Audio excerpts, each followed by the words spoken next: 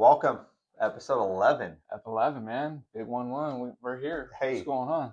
I love it. I love it. Welcome back to 916 and Sold. I'm Antonio Cardenas, your local realtor, and we got Big G. That's right.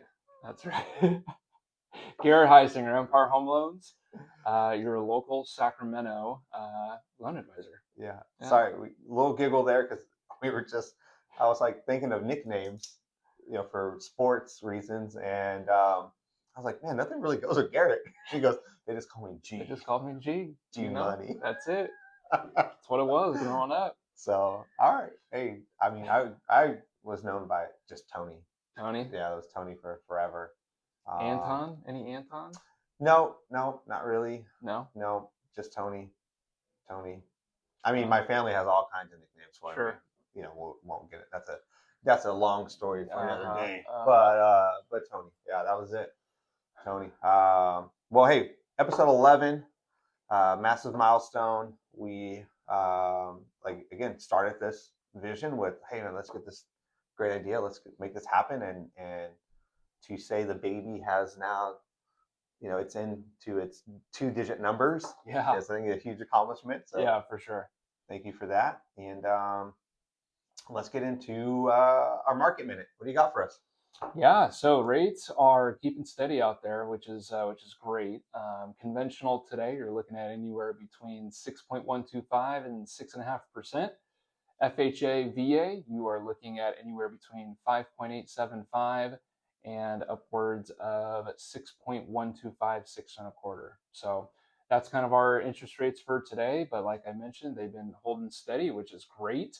And we'll kind of see now what transpires over the next couple of months. Potential new Fed chair transitioning in here fairly soon, so that'll be very interesting and curious to see how that plays out. Yeah, so that's a great topic to bring up, and maybe we can jump into it next week a little more. But Fed chair, due to his session, Powell session ends in May. I don't know when exactly, but sometime in May. I know the current administration has nominated the replacement for that, and they were over the last couple of weeks going through the confirmation procedures. Correct. And I know from the confirmation panel, or I'm not sure who confirms or does whatnot, but I know there was folks on both sides of the aisle were saying, hey, we're not going to confirm potentially this new chair that was nominated until they drop the lawsuit or litigation against Powell and the building of or renovating of the federal building. So they just dropped that suit against Powell. So now it seems like everything's in play to continue forward with the current nominated Fed chair. Totally. And I would imagine you probably hear in the next week or two the official confirmation of this person. Yeah, most likely. I mean, it's been right. I mean, Trump was name dropping, several months ago. You know what I mean? So this was kind of not a long time coming, but a long time coming, so to speak. So yeah, I'm excited for the change. I think here's the thing. I know Powell. Depending on your point of view, in terms of his policies that he's done. But here's the thing: is that he's trying to prevent really this, right? The slight or the sharp downturn and the sharp upturn, and he's really kind of done, I would say, a really good job of really kind of slow guiding the plane. And for some people it might be too slow. Yeah. But we'll see what kind of happens here in the next few months. So that'll be something to look forward to. No, definitely. Yeah, I think some of the feedback that I've heard, because I've really followed the Fed, really since post-COVID, right? Where things were changing so much, and it's like I got to get the news from the source. Yeah. And that was actually really a great point in my business, and that growth of me personally, professionally, was learning how all of that work. Totally. When the Fed chair meets and what do they do, and for sure. And so I would say he's really tried to thread the needle through everything. Yeah. And I agree. I think the biggest complaints about him is holistically, I think from a financial standpoint, there's these markers that have for generations have taken place, and this is where we're at in the Mm-hmm. economy, and this is where we're at, what we should do when we hit Mm-hmm. these certain points. Mm-hmm. And he's really has kind of thrown that all away Yeah. to a certain extent. Whether it means, hey, we're in a recession. Well, all of the markers for a recession are met. We are Mm-hmm. technically in a recession. It's like, no, no, we're not because of Mm-hmm. X, Y, and Z. So, or on the other side, hey, our economy is in a really good spot. We're meeting all of these indicators, and all of these things are saying that we should be lowering interest rates. It's like, no, no, no, we're not. Right. So to your Right. point where you're saying he's really trying to kind of bring this plane down in a soft manner, has it been too soft? Has it been too, so that's Yeah. some of the complaints, so to speak, with how he's done. But, I agree. I think he's done a good job of not having us go, oh, we're up, oh, we're down, oh, we're up. Right. And so, he did, I think, a great service to the country during his term, Totally. and we'll see what the next Fed chair does. And Can't be an easy job. no, I'd no. imagine not. I mean, honestly, it doesn't matter, right? Because you could be, at the end of the day, you're trying to do the best that you can do, and it's not just his decision. Sure. There's a whole board Right. that goes with that, and so it's not just like, oh, Powell said this. Well, no, there's a whole Right. board that votes on all of these Totally. things. He's the face So of it. yeah, he's just the face Yeah. of it. So so even when the new Fed chair comes in, Powell's still on the board. Yeah, totally. There's So still it's checks and balances yeah, there. so it's still Yeah. not like, oh, this one person's making all these For decisions. sure. It's the board's decision. Totally. Really. So I think we'll get more of the same. There may be a little bit more, relaxation of some of the interest rates, but we'll see. I mean, they're nonpartisan. They're here to do what's best for us as Americans and for our rates, and so I think they've done a really good job holistically overarching Totally. over the past handful of years, because it's been crazy, as we all know. Yeah, totally. I mean, to have to navigate through COVID, and then now having to navigate through, where we've been at the last few years. Yeah, it's not an easy task, and we've never experienced anything quite like COVID. So I mean, No. what a curveball. So yeah, excited to kind of see that transition. We'll see how it plays out, and we'll keep you posted on it. All right, welcome to what's going on around town, or what we got to figure out a segment name. We got the sports desk. This Oh, is this is the what's happening. The what's section. happening. Okay. No, not happening. Happening. Okay, hold on. Oh, are we doing sports desk yet? I have sports included in here in this segment. Just stand by. We have a little intro theme to the sports desk, so just stay there. Yeah. So let's go with what's happening. Let's say it again. What's happening? What's happening? What's happening around town? What do you got, G? Yeah, here's what's happening around town here. So, Sacramento A's, we got a homestand this weekend, which is great. We got Kansas City Royals. Oh, little Bobby Witt. Yeah, little Bobby Witt going to be here in town. It's going to be exciting. Get out to the ballpark, check them out. And then coming up this weekend, we got the Cleveland Guardians. I believe that's starting on Friday. A's are now a game and a half up. In the first place column? That's right. That's right. Wait, we can't get in the sports desk. Why? Because I didn't do the theme. Well, that's what I led in with sports. So what's happening?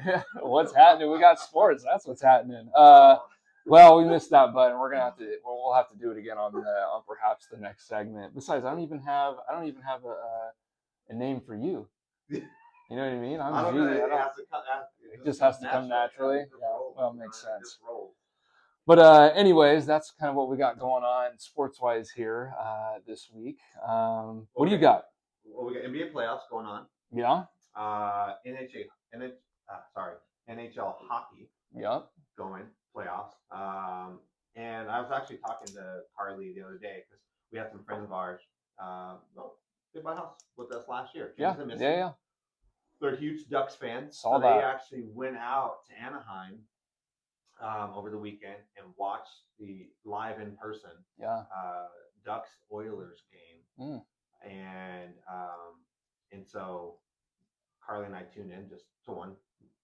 I like watching playoff hockey. Sure. But two, just we actually saw them on TV. They had great seats right there, center ice, and that's awesome. They were just, it was a phenomenal game. First period, they're down 2-0. They come back, and then third period, Oilers take the lead, Ducks come back, goes to overtime, Whew. and I mean, just intense game, great game. So in overtime, what's the rule for overtime? Overtime for playoff hockey is sudden death. Okay. Score and win. With all team members playing. Yep. Okay. Yep, Okay. yep. Sudden death. Everyone's on the Got ice. it. Got it. Just regular extra period. Because when the Olympics were going on, what we talked about on here last time, they reduced and they went like what 3-on-3 or something. Like, 3-on-3. Yeah, that was cool. But okay, so anyways, but it's a little different for this tournament. Okay. A little different. Okay. So awesome game, exciting game, and literally the guy just threw the puck towards the net and it found its way in. It wasn't even like a shot, like a wrister or whatever, like flat. No, it was like Hail Mary.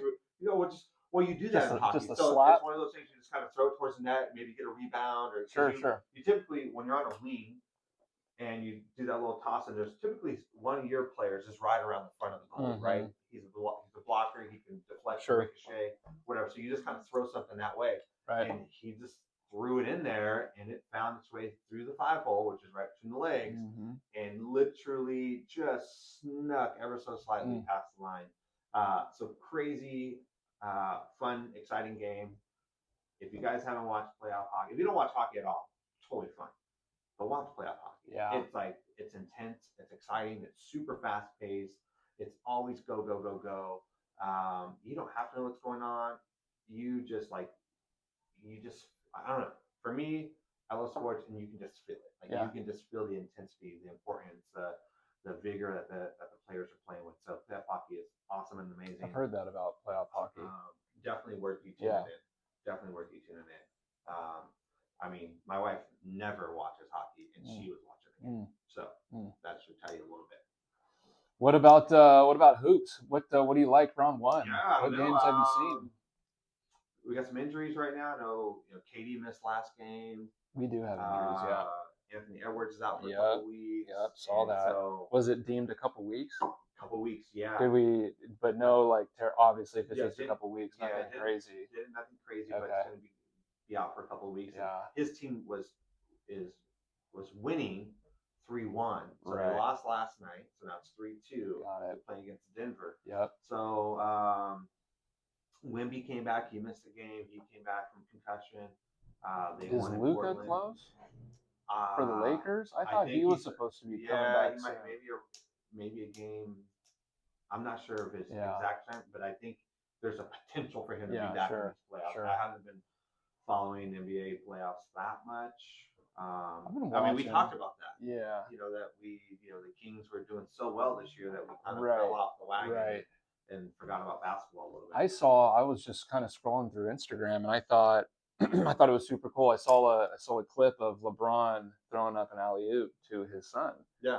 And I was like, oh my God, it just hit me right there. I was like, oh my gosh, like I really got to start really watching LeBron play, because, in these final years that he has of his career, it's like I really got to just take a moment and just appreciate what he's given to the game. Number one. Number two, the fact that he's playing with his son, I think, is extremely cool. That is cool. So I saw that and I was like, okay, fine. I got to start watching a couple Laker games to kind of really, get back into it. But I try my best to watch playoff basketball as much as I can. It's fun. I like it.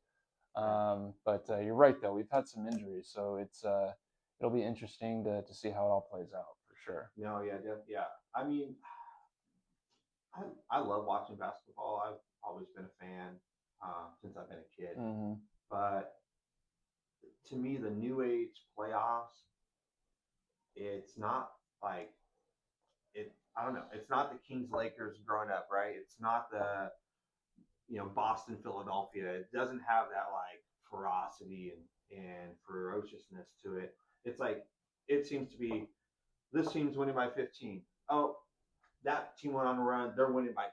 Oh, this team it's a blowout game. They won by 20.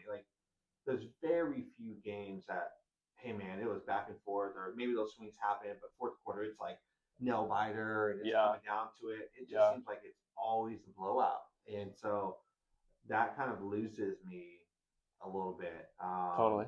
With kind of, I guess you want to say, today's for sure NBA playoffs. It's not as, I'm not saying it's not exciting to watch. I'm just saying the the just fan experience of like my team's getting blown out. Oh, they're coming back. Oh, they're getting blown out. Oh, they lost by 25.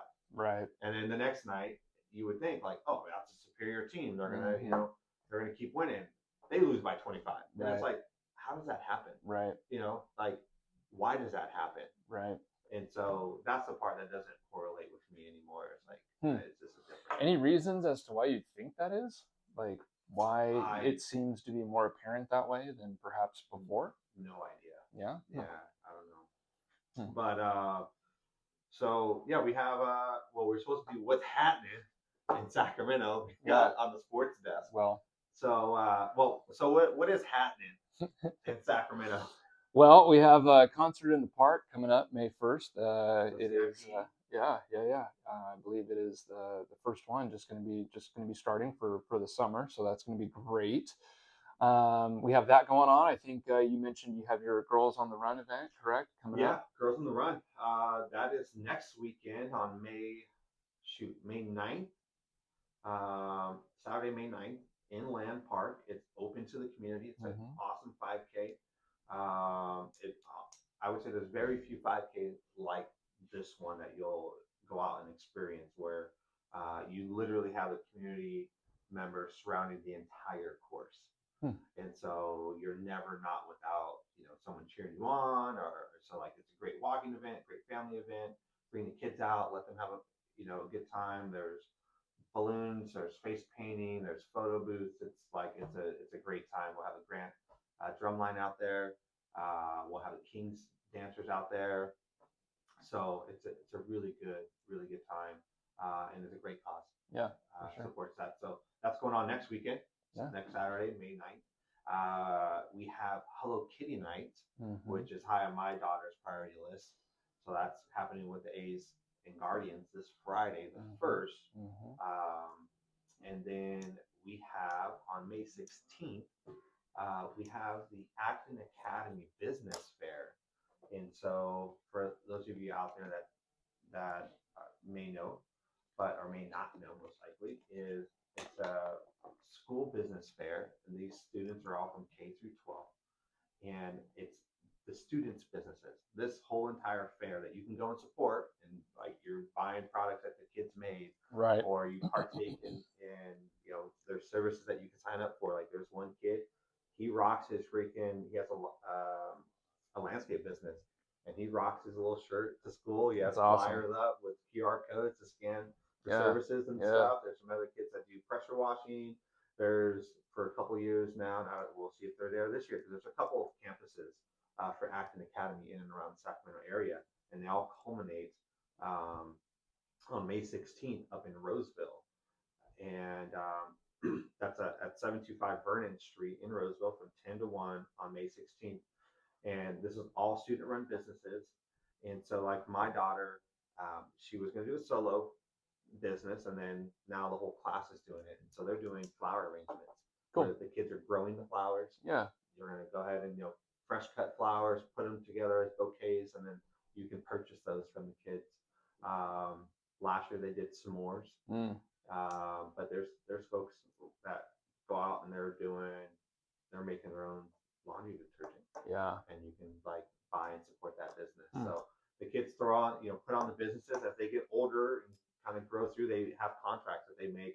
Hey, I have investors, aka parents or family member. I borrowed $100, and here's how much money I made. They pay back the investor with interest and the whole. So it's a really cool learning experience that they're getting throughout this entire project. So really that is really cool. And so if you guys are out and about on May 16th up in Roseville, it's a really cool event to go check out. Well, sweet. And I think that's all we got for what's happening. That's what's happening around Sacramento. So maybe I'll end the segment. There you go. Catch you guys later. All right, Garrett. We were talking off camera a while ago, and kind of came back up after we did our VA segment. And so we want to bring our audience a new segment to tune into over the next couple of episodes. And we want to talk about investing in real estate, whether you're just a landlord or you own, different spaces, whether it's tenant, commercial, etc., or you want a house hack. Mm-hmm. And so today we're going to do a little focusing on house hacking, and it's kind of near and dear to my heart because I really felt like I had an opportunity early, but this was before I was in real estate, to partake in house hacking when it wasn't necessarily cool or trendy to do. Wasn't talked about. Yeah, it wasn't talked about. And so, kind of based on that experience, I had bought my first house in Oak Park and I fixed it up. And I was looking to, well, I was either looking to sell it or rent it. Ultimately, I decided to sell it. I was going to get married and I was going to use those funds to pay for the wedding. And so, but I was looking for a replacement property and I got pre-approved and I was pre-approved for like $225,000 and I was still looking to be kind of in Oak Park and I found this fourplex. I'm like, oh man, it's be totally rad to have and like, you know, kind of be a landlord, so to speak, and live in one of the units and rent out the others. And the house, the fourplex was listed for like $325,000. Hmm. Oh man, like that's above my budget. I can't afford. I can't. I don't qualify for that because I was only approved for 225. Right. Well, lo and behold, now that I'm in real estate and have learned 10 years later. 10 years later since, I could have totally qualified for that. I You could could have have. bought that You could have. property, and who knows But where I would be. you were being an adult. You were being responsible, and you were thinking about the wedding. Well, I mean, I was going to buy anyways. Well, yeah. So it wasn't the I'm going to sell and just turn those No, funds over. you didn't. You I didn't just, know. I just You didn't didn't know. know. Yeah, Like no, you my didn't know. agent and lender never said, "Hey, Antonio, you can buy a fourplex, Right. and this is how you do it." Totally. It was never part of the equation. It was just, Right. oh, well, that's out of the budget, and maybe my realtor at the time didn't know. Well, I have no idea, but yeah. You're going to tell us how I could have. I am. Little Antonio could have made that purchase 10 years ago. Yeah. No. We were sitting here talking about how to kind of explain and show all this to you guys. So what we kind of did was we broke it down into price points. A couple episodes ago, we talked about what a FHA price point at $600,000 would look like and the monthly payment it would give you. So kind of bear with me here as I kind of go through these numbers. But as Antonio mentioned, right, when it comes to house hacking, what that means, what that true definition means, is that you are buying a multi-unit property with the intent to live in one of the units that you are purchasing. So, for example, if you're purchasing a 4 unit, you're going to live in one of the unit. You're renting out the 3 other units. Okay, you are allowed to do that. And on top of being allowed to do that, you are allowed to seek out FHA financing with as low down as 3.5%. For conventional, it's as low down as 5%. And so you're able to do these types of purchases, right, where you're getting extra units for, like I said, little down, 3.5%, 5%. Again, key factor is you are living in one of the units, okay? So as we've kind of put together here, we have $1 million price point for a 4 unit. Well, let's rewind it. Okay. Let's not skip to the 4 unit property yet. So okay. if I come to you and say, "Hey, Garrett, I'm new to Sacramento. And I work in the medical field. I'm a nurse, and younger guy. I want to kind of be, I want to experience the vibrancy of Sacramento. I want to live closer in and around Midtown area, maybe in East Sac or Tahoe Park or something like that. But I want really close proximity to Midtown. My budget, kind of based on what you and I talked about as my lender, is you said $600,000 purchase price. And so I talked to, Antonio, and he told me that, there's a house in East Sacramento that's a 2-bed, 2-bath. It's a little over 1,000 square feet, and it's listed at $599. And so I could buy something like that. I'm super close to Midtown still. I'm in East Sac, so I have some great walkability still. Right. That monthly payment you told me was what for $600,000? $4,571. And that's me doing what loan program? That is with FHA, minimum down 3.5%, price point $600. Okay, so $4,500 for my $600,000 purchase. That still keeps me, kind of gives me what I want, close to downtown Midtown. But that's a big payment, $4,500. Mm-hmm. Um, I am a little interested in what I saw a video on TikTok or Instagram or YouTube that talk about Mm. house hacking. Mm. How can I apply my $4,500 that I'm willing to Yeah. pay if I'm willing to buy a house at 600,000, Right. but use that for multifamily home? Yeah. So in that instance, right, we can, like I said, if you're taking it to house hacking and you wanted to expand and get multiple units, right? You take out the 600 at the 600,000. That was a single family, right? Single family, one unit. If you go up to $1 million price point, okay, so $1 million price point with 4 units, seeking out FHA financing, still minimum down 3.5%. Your monthly payment at $1 million price point goes up to $7,526. Okay, that's your total monthly mortgage payment that you are responsible for on all the 4 units. However, right, the 3 other units you get to collect rental income on, number one. And number two, I get to use that rental income that will be expected. I get to use that as qualifying income. So I can use that to get you qualified up to this $1 million price point. So before, you may have only been approved for a $4,500 payment, but I'm able to get you qualified for a $7,500 payment. Why? Because I'm using the other 3 units and I'm taking that rental income and I'm turning it into qualifying income. So to take it a bit further, if each unit is giving you, call it $1,500 worth of rent, okay, you add 1,500 up to 3, you get $4,500. Okay, so you're getting in $4,500 worth of potential rental income. If you subtract 7526, which is your mortgage payment on $1 million, and if you subtract it by 4,500, your mortgage payment ends up being 3,027. That is your portion that you're responsible for. So we ran this scenario live. I have a property that's on the market right now. It's a updated fourplex. It's listed for $1 million here in Midtown. All the units are one bed, one bath, 900 square feet. And I went on to Zillow and looked at one bed, one bath units that are currently on the market that are listed anywhere between 1,200 and $2,400 a month. So we went on the lower end, conservative at 1,500. Mm-hmm. So you could rent that pretty easily out. There's several units available for 1,500 that are smaller than this 900 square foot property Right. that we kind of looked at here.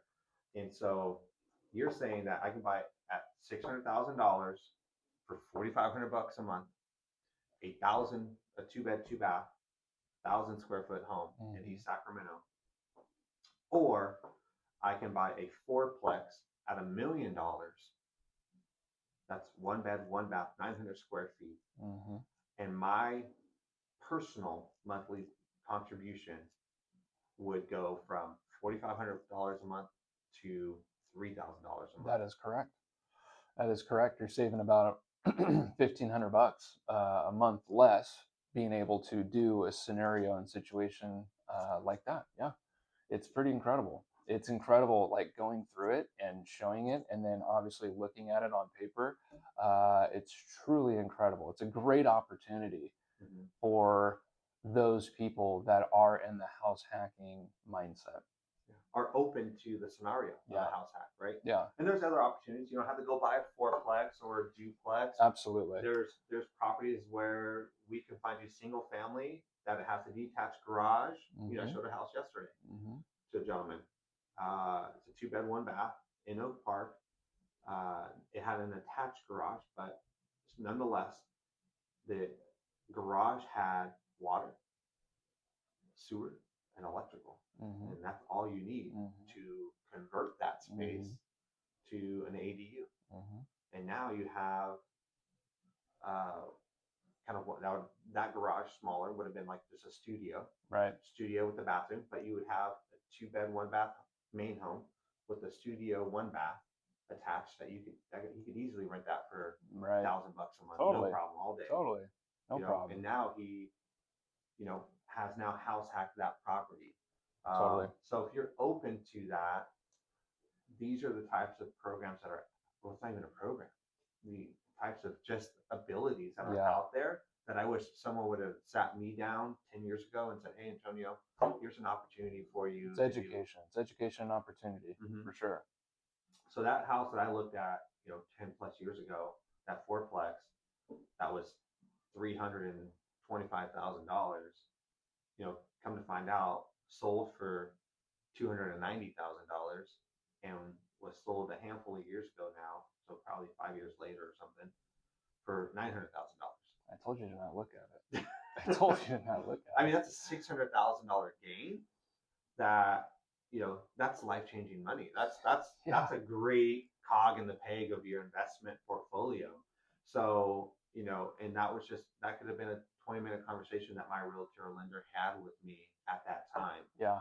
Because they both knew, really the realtor knew, that I was more investment minded. Right. I was looking for those opportunities. Right. And so, a painful learning lesson. But I think it's one of those things like, hey, I know I can educate other folks. I know about it myself. And so it's one of the things that I'm always looking at as we're previewing properties for clients on, how do we use that property that they're looking to buy and, make this a income generating or make this a wealth producing property, whether it's I did an addition or I updated the bathrooms or I did whatever to it. Right. And so you sharing those numbers, I think is phenomenal to see. Yeah, I can preview for $4,500 for this purchase. Right. Or because I think there's some times where clients are like, oh man, $1 million, like that's a lot of money. Right. That's a big difference from 600,000. You're right. Right. But your liability for it, yes, technically is $7,500 a month, but you'll have tenants in there. Totally. Even if you had one vacancy, correct, and you lived in one unit, correct, and you had two people renting out the other, that's still the same. You're still the same payment at 600, correct? At 600, but now you have a property valued at $1 million, right? That once you live there for 12 months, you can now move out of, right? And this is where the next step comes in, and we'll get more into this next week, where you live in that fourplex for 12 months. Now you're moving out. Now you're going to rent out your unit for $1,500, right? Or maybe even $1,600 or more. But let's say $1,500 for sake of this argument. Now that property is generating you a total of what is that? $6,000 a month. So you're still paying $1,500 there on that. But you have an opportunity to still go out and buy another home for $400,000 or $500,000 or whatever, or buy the next multifamily unit. Totally. And so it becomes just that first lily pad to take your investing journey and your kind of wealth generation journey to another level. Right. I think that most people just miss. Totally. And I think too, like, the question I always get, right? What's the obligation? The obligation is 12 months, right? You got to live in the property for 12 months. You got to occupy before 60 days, and you got to live in the property for 12 months. After 12 months, like Antonio mentioned, you can move on. You can move on to the next one. If you want to rent out the unit that you just lived in for 12 months, good for you. And then obviously we'd be more than happy to help you again on your next purchase. But yes, that's the obligation. It's you got to live in the unit, one of the units, 12 months. But it's great. Obviously, we just ran the numbers, right? Numbers check out here. So it's a great opportunity, and like you said, for those that are open to, that lifestyle, that opportunity on top of that, and are obviously well educated in it. And well advised, then yeah, we're here for you and happy to help. If these are some of the things or questions that you have, or some of the oh, I never really thought about that, or I've heard about that, but I'd like some more information. What's the best way for them to reach out to you and really learn some more about that type of financing? Absolutely, I'm everywhere, guys. You can look me up online via Google. My contact information's on there. You can check me out on Instagram, GH_lending. I'm on Facebook at Garrett Heisinger. I'm around. You can find me. You can definitely find me. Either that or at Target waiting for Pokemon drop. Well, no, actually not. No, you will not find me at Target. but but yeah, that's where you can start. Just reach out. And it starts with the conversation, right? Getting to know your goals, and just kind of going from there. Yeah. So if you guys do have some questions on that, feel free to reach out to Garrett. You can also drop a comment or a DM below. That just put house hack down there. We'll get to you and answer your questions. Yes, sir. All right. So we have some massive news in the real estate world this week. Uh, Real Brokerage acquired one of the legacy brands of real estate, Remax. Yeah. So the Real Brokerage, uh, they're one of the fastest growing brokerages in all of the United States, and they came out swinging baseball bats and saying, "Hey, we see a company that maybe has failed to adapt in some aspects of the current real estate market."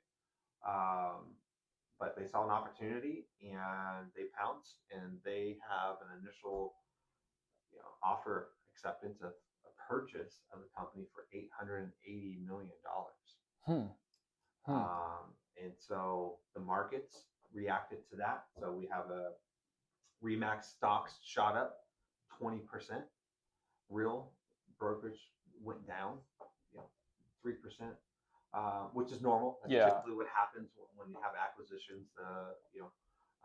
The company being bought out sees a lifeline of like, hey, this is awesome, this is great, potentially, most shareholders, and then the company who's buying typically goes down because, hey, how are we going to integrate this? How are we going to make this work? Remax has 180,000 agents worldwide. How does Real work with that? So we'll see what happens there, but obviously massive shakeup here in the real estate world again. It seems like it's happening a lot. I know we had Compass purchase Anywhere Brands, which has Coldwell Banker, Century 21, Better Home, not Better Homes Garden, but Berkshire Hathaway, and a couple other brokerages in there. And so, last year we had Rocket Mortgage and Redfin. Yeah. Yeah, we did. Rocket Mortgage acquired Redfin. That was back in March of 2025, so a little over a year ago.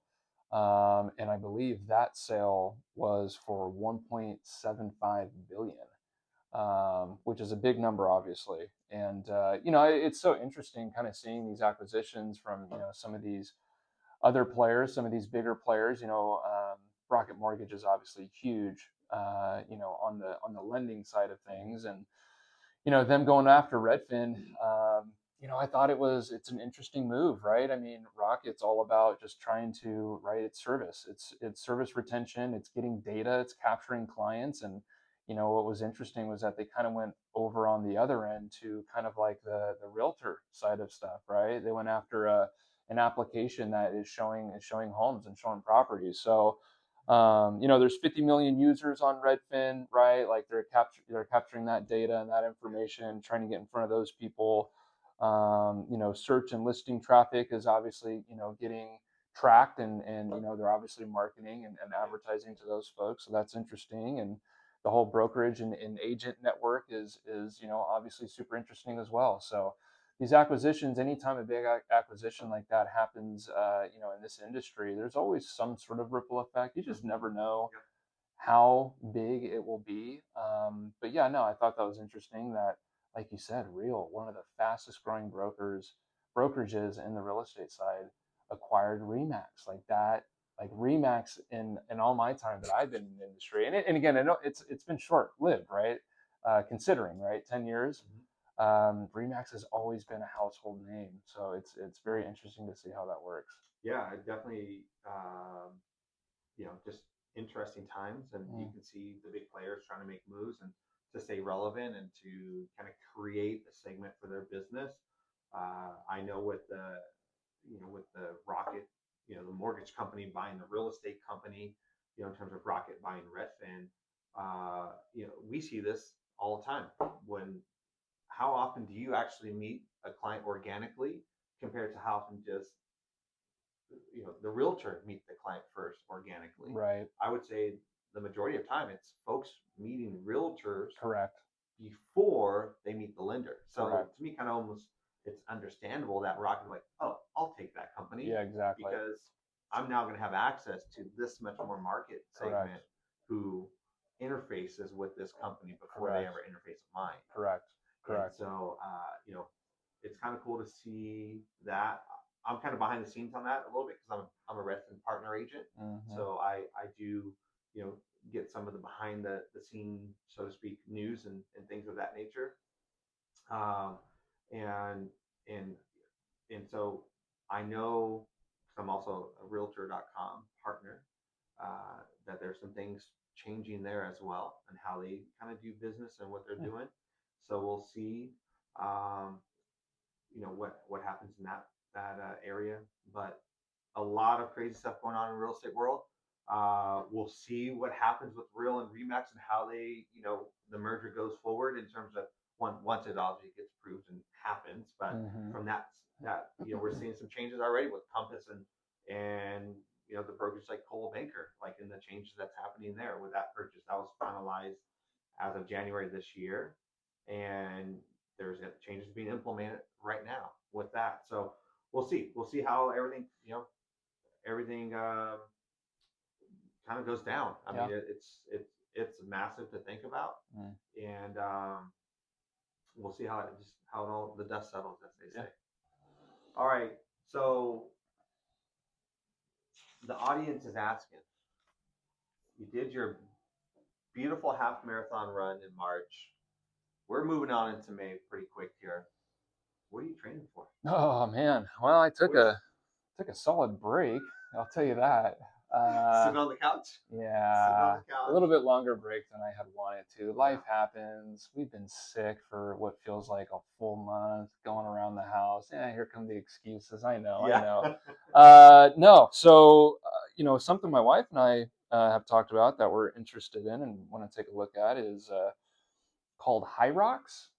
Okay. I thought it was pronounced Hydrox, but when I looked it up, it is not. There's no D. It is Hyrox. But anyways, it looked interesting. It's got some strength implemented into it, right? Really interesting. Never really heard of it before. Have you heard of Hyrox or more recently? Yeah. Yeah, but I'm definitely have no detailed knowledge. I want to say from what and please correct me if I'm wrong if you know more. It's like you said, there's strength implementations to it where you do set event, whether it's like a bench press or something of that nature, and then you run Correct. for a period of time. Correct. Is that weighted run or is that just like a run? No, it's just run. So there's like eight. There's essentially 8 stations, and correct, you're running in between each station. But what was kind of appealing to this is that it's not like crazy movements. You know what I mean? Mm-hmm. You know how like you can get some real jerky stuff on some of these like events or trainings that you're kind of going for. Yeah, I mean we're talking sled pushes, burpees, rowings, wall balls, farmer carries, sandbag lunges, sled pulls, and broad jumps. Like these are all movements that aren't going to kill your body. Don't get me wrong; they're gonna be tired, but they're not gonna like I said be heavy on the joints. I feel like so. Anyways, I'm looking into that. I think there's one towards the end of the year in Anaheim. So yeah, I probably got to start training now if I'm going to do it. So, but anyways, we're looking into that. I did something like that growing up, called STRIND. Okay. It was an acronym. I don't remember what it stands for, but I was in high school just before I joined the Marine Corps. One of my mentor coach got us into it because he competed in it, and so essentially it was, I think it was 5 movements. I want to say it was bench press, and this is all body weight. Yeah. Okay. It's based off your body weight. So it's bench press. Interesting. At I want to say it was half your body weight, or it was full body weight. Maybe it was bench press at full body weight. Full body weight would be tough. And then it was bench press at full body weight. It was you had pull ups. What they call they had pull ups, like wide grip pull ups, and then there was chin ups, and then there was shoulder press at half your body weight. That's what it was. Shoulder press at half your body weight. and then it was bar dips, Mm. and then you would do I want to say it was a 3 mile run. So you add up all of your reps from everything, and then you divide it by your run time, and then that gave you your strength factor score. So I don't Mm. know how they do high rocks scoring, I don't know but either. that's how strength was. Okay. Um, Interesting. and Interesting. so yeah, so that was Sounds did that similar. I mean, not like overly tough, yeah. movements, I guess. I mean, I guess pull-ups maybe. Pull-ups are tough. Pull-ups are real tough. Yeah. Uh, I mean, you're doing both. Right? You got yeah, yeah, no, wide that's, grip, and then you got the chin ups. oh yeah, And so, I mean, it's focusing different muscle groups, totally. but all upper body stuff, and then the Yeah, leg portion is all running, right, right. related. So, so that was cool. I don't know. I feel like I need to do something. So the baby comes in July, August timeframe. I feel like I would want to do something in June, maybe like a 10 miler or a half or something. Yeah. Would also try to look at something towards the end of the year, but who knows what Mm. chaos is going to ensue, once we have the new edition. So, Yeah. I mean, I'm for sure doing CIM in December, so I'll be there for the marathon. Uh, my So then you do have something in December. Oh yeah, for Yeah, sure. yeah. I'm doing that, but I feel like I need to do something. Like I need another event or two to keep the momentum going. Right, right. So, yeah, I don't know. Maybe it's a Tough Mudder or Spartan race, something of that nature. Those are always pretty fun. Are Spartans and the Mudders, are they pretty similar? I think actually Spartan Race bought out Tough Mudder. I believe. Got it. If you want to talk about acquisitions. Yeah, right. I'm not sure. Since we're on the topic today. I gotta go and acquire that information. Right. But I believe Spartan bought out Tough Mudder Got it. a handful of years ago. But I know there's one that happens up in the oh gosh, what's the ranch? Something ranch out there, Gibson Ranch or something like that. Where is that? It's in like going towards Rancho Murrieta. Oh, okay. They do like the little 5 miler, I think. Gotcha. Or Gotcha. Spartan race out there. So there might be something like that coming up. But yeah, I mean, I feel like I need to put something on the calendar just to Yeah, like, hey, I hear you. I gotta start. Gotta start doing something. Yeah. Besides, just In the sit on same the way, I couch. think we've talked about this before, Mhm. right? You gotta have an event that you gotta be training Yeah. for. If I got nothing on the calendar, dude, I'm right. I got nothing going on, right? What's the point, Yeah. I know it's a bad mindset, but gosh, that's just how I stay motivated. I need Well, something yeah. on that I can commit to, So Yeah. I gotta find something. So if you guys have any suggestions for us, maybe events around town, sounds like Garrett's willing to travel. Shoot us drop a comment below or leave us a DM and let us know of your recommendations for Garrett and I to do. All right, in closing, Big G, what do you got? Yeah. Again, I go back to this house hacking, guys. If you're interested and you thought that what we had to say was interesting, please reach out to us. We are happy to help guide you in your ambitions and your endeavors with house hacking and anything investment real estate. Yeah, definitely reach out. That's a great topic. Again, something I could have benefited from if I knew about it. And so there's a lot of videos out there, a lot of content out there, but I think we'll be able to run real life scenarios for you and your situation. The other thing I want to mention is I have this beautiful new listing on the market. If you are looking for some beachfront property, we have 330 feet on Clear Lake. Beautiful house, beautiful property, some opportunity there. So that's 8266 Peninsula Drive over in Kelseyville. If you want some more information on that, go ahead and reach out and I'll get you that. Got a couple more things coming up here in Sacramento, and we'll mention those as they get put onto the market. But if you're looking and you're struggling, you can't find what you want, or you're losing out on your offers, feel free to reach out. Love to just have that consultation with you, let you know kind of how. And Garrett and I have talked about it. What's our winning formula to success, and how do we get our clients to win? But I also have a whole book of off-market homes that my clients have access to. Totally. And so we'll use our resources and get you first notice on a lot of these properties, and maybe even get you into one without it ever even seeing the market. Mm-hmm. So those are things that we do. And if you got anything for us, please be sure to reach out. I'm at Sacramento.realtor on Instagram. I am GH underscore lending. We're out.